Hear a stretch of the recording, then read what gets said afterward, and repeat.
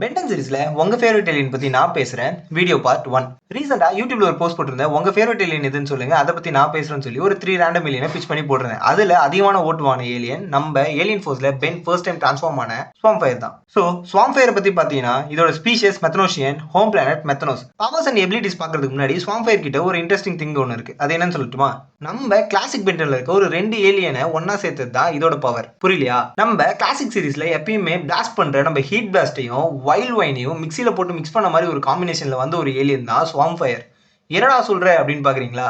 இதால fire balls create பண்ண முடியும் லைக் ஹீட் பிளாஸ்ட் மாதிரி, அண்ட் பிளான்ஸ் கிரியேட் பண்ண முடியும் லைக் வைல்ட் வைன் மாதிரி. அண்ட் இது கிட்ட இருக்க இன்னொரு ஸ்பெஷல் டேலண்ட் பாத்தீங்கன்னா, இது எவ்வளவுதான் வெட்டி போட்டாலும் ஈஸியா ரீஜென்ரேட் ஆயிடும். அண்ட் இந்த ஒரு ஏலியன் கிட்ட இருக்க இன்னொரு ஸ்பெஷல் என்னன்னு பாத்தீங்கன்னா, இதால மீத்தேன் கேஸை ரிலீஸ் பண்ண முடியும். பாசிட்டிவ்னு இருந்தா நெகட்டிவ்னு இருக்கும்ல. ஸோ அப்படின்னு பார்த்தா நம்ம ஸ்வாம்ஃபயருக்கு ஐஸ், கோல்டு, அப்புறம் எலக்ட்ரிசிட்டிலாம் தான் வீக்னஸ். இதுல இன்னொரு இன்ட்ரெஸ்டிங்கான விஷயம் என்னன்னா, நம்ம ஸ்வாம்ஃபயர் ஏலியனுக்கு நோஸே இருக்காது.